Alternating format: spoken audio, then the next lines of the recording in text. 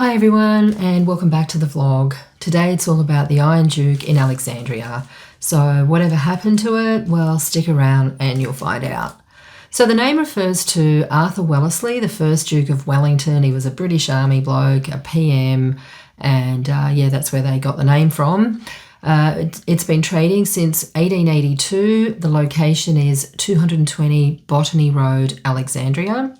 The owners have, come and gone. I've seen names crop up like Tooth and Co, Max Bowen, Bill Duff, Neddy Smith even comes up. The Criticos family, I understand, are the current owners of the Iron Duke. So, in regards to the venue, it's a great little pub. Its capacity legally is 300. And from what I discovered, all the gig listings that I found, in particular from the 90s, it just confirms what a very healthy, fantastic live music scene, we did have in Australia in the 90s. So everyone involved in that whole, production, putting on the shows, bookings, it just played a huge part in the success of the Iron Duke. People like Brent Lee, Nick and Faye were other names that I found mentioned in various drum media articles. So a big shout out to them. And a big thank you to the infamous band booker Brent, and I think that's Brent Lee, and the sound lady Faye. I recently chatted to entrepreneur Mark Alexander-Erber, who, with his pub boy group, he entered, the whole Iron Duke world in about May 1997. And I'll let Mark tell the story. And the general manager one day called me Pub Boy. And I thought, well, that's a good name. So I went and registered that. And when I was coming to the end of my tenure there, I thought, I really want to get into pubs. I want to buy a pub. So I ended up buying the lease of the Iron Duke in around May 1997. I always had big plans for it. And they had a somewhat of a music schedule going, but nothing really massive. And I took it over. And we quickly, through some contacts and through some other things, we started doing music 7 nights a week. I paid a bit of money to a couple of bookers and started to put myself in a position where I got to know the people at Harbour, the big agency, threw a bit of money their way, and gave them a little bit of a cut off the door, etc. Mm-hmm. So I started getting some pretty good bands through there.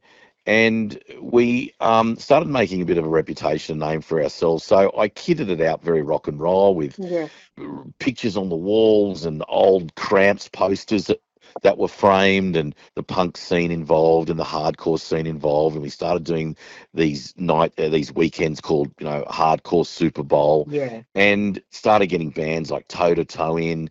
The original versions of Silverchair, Magic Dirt, Eskimo Joe played there on a Wednesday night. And I started that famous tour that went around Australia with Roger Rogerson, Chopper Reed, and Mark Jacko Jackson. And Roger and I...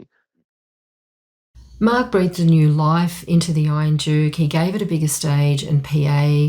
He increased the size of the bar into the outside areas. And look, with the closure of the Annandale at the time, or one of the first times it closed, Mark was really keen to diversify the roster beyond the hardcore punk and ska that had actually dominated. So, he just came in all guns blazing.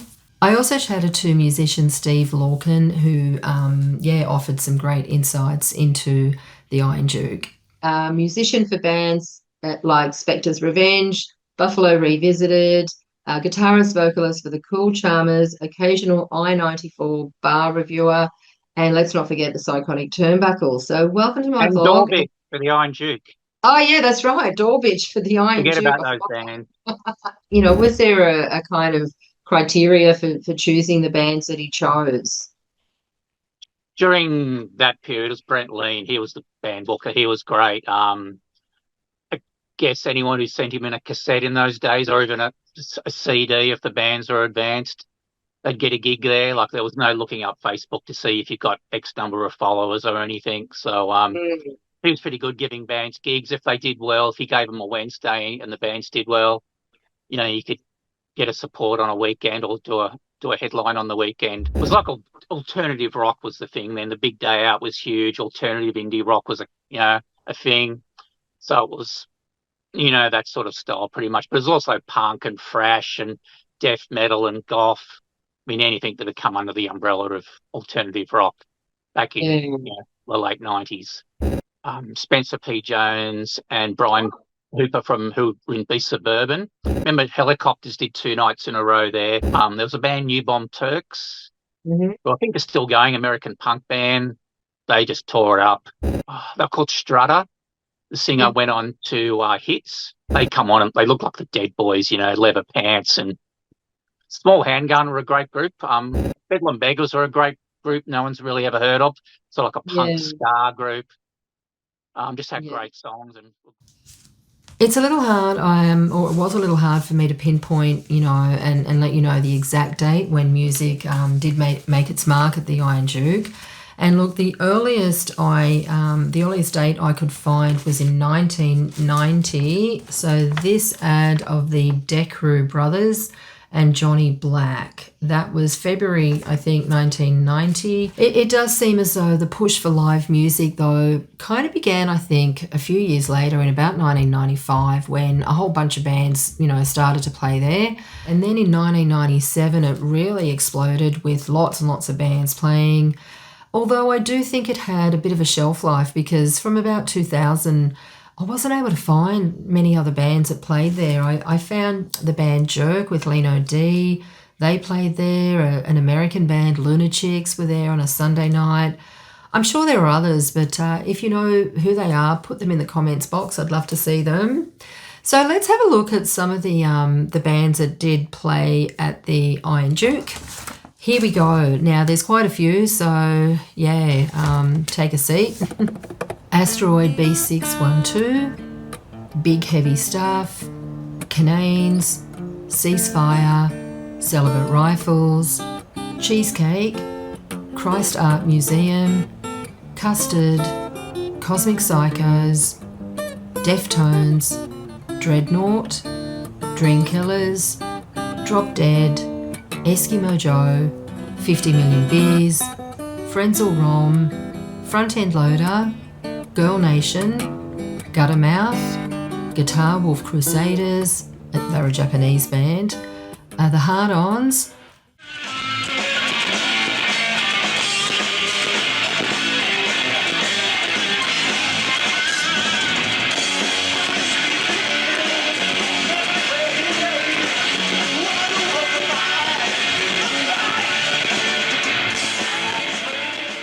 the Swedish band, the Helicopters, and in fact, I found a video where Andrew G chatted to them on his show. Because you got so many good bands in this country that people don't take notice of, so... Such as? The Powder Monkeys, very good band, and the Yes Men, Brother Brick, Monarchs. Asteroid B612, Lady Bloodman. They don't exist now, but yeah, the New Christ is still going. The Celibate Rifles. There's more bands. Yeah, it's kick-ass music and should be taken notice of.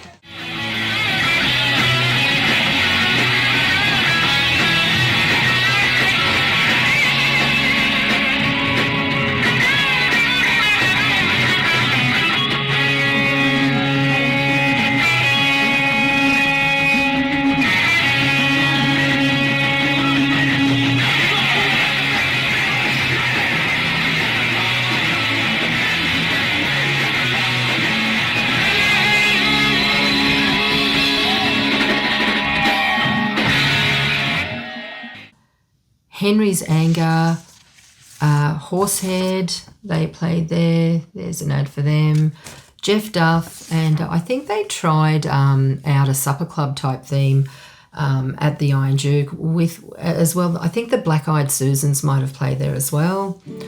Lime Spiders, Lewis Tillett, Mad Bull, Mark of Cain, the Melnicks, Mind Snare, Molar, Nancy Keel, Nancy Vandal, New Bomb Turks, The New Christs, Nidacris, Peter Wells, The Poor, the Porkers, Skulker, Spurs for Jesus, the Parkside Killers, the Screaming Tribesmen, She-Had, Strutter, Strife, Subversion, Small Handgun, Toe to Toe, Southern Culture on the Skids, Thurston Howlers, Velour Trim, and Within Blood.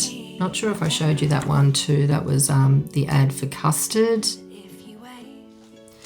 So look, you can actually find some clips on YouTube, the Golden Robot Records that Mark has on that YouTube page. There's a lot of bands there. I think it's called Live Videos from the Iron Duke Hotel in Sydney, 97 to 99. So check that out if you're into that. And look, those years from 95 to 97, I must say the Iron Duke did fully embrace the hardcore scene that had sort of, come out from America, and a lot of young Australians just jumped on board. And look, the good thing about Aussies is they make things their own. So they, wrote their own songs and their music, and they just attracted a big crowd. And the crowds just, continued to show. So I think as well, the Iron Duke also presented those hardcore Super Bowl shows on an annual basis. So they were just these kind of punk festivals that showcased a lot of bands. I think they might have gone on for a couple of days. And I was able to find posters from 97, 1998, 1999, and the year 2000. As well, I found a great T-shirt of 1996 with Iron Duke on it and some bands from a bloke called John Reardon from the Aussie Punk Collective site on Facebook. It's a great T-shirt. And look, if you're interested in that kind of metal scene, there's a really good website that I'll put in the description. It's called restassuredZine.com.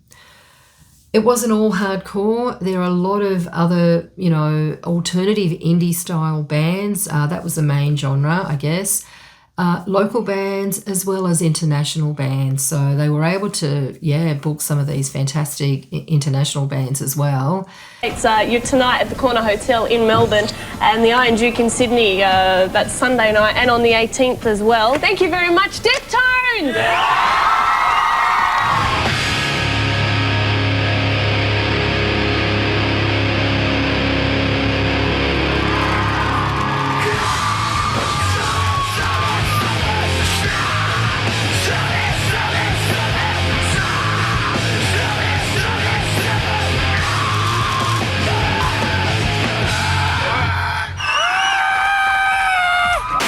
There is also a compilation album called The Iron Duke Years by Community United, and that was by Fluid Productions, and I saw that on the Discogs site, so I'm not sure if that's still available.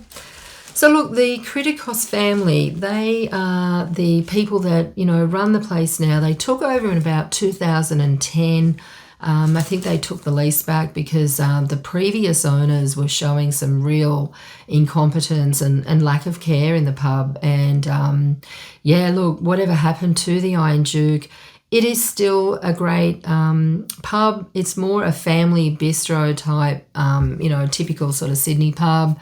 It doesn't have live music anymore. And the reason when I called and asked was that there were apartments that were built next door. And look, again, that's just what happens in Sydney. People can't cope with, music being so close. Just look at the Annandale. The Neddy Smith, Roger Rogerson connection, I guess I should mention that briefly. Sydney for many years was called Sin City. And if you want to read all about that, there's lots of literature, a lot of crime shows and podcasts that you can learn a lot about that scene. So a lot of people did think that Neddy Smith part owned the Iron Duke, and I think he also tried to tell authorities that he gave the license to Bill Duff, former policeman. I think Bill sort of denied that. He reckons that he took on the Iron Duke with his own money. Yeah, he kind of ran it for a bit. And look, there's supposed to be a signed portrait as well of Roger Rogerson that's still in the pool room, but I've got a feeling it's not there. And there is that seedy side, the bullet holes in the cellar, and the cellar had to be redone. So if you want to kind of hear all about that. I think it's just a part of the Iron Duke's history that I think people prefer to forget. So look, thanks for watching. It's just a really interesting step back in time, I think, to a venue that not a lot of people may have known about. I personally never went to the Iron Duke. It was kind of in a suburb of Sydney that, was just a little bit out of the way. But from all accounts, it's, it was very vibey, very popular. And I think Mark and, especially Mark Alexander-Erber did a great job in promoting the venue. And it just, was this shining light for many punters for many years, or a few years anyway. So I hope you've enjoyed it. Thanks for watching, and see you on the next one. Cheers.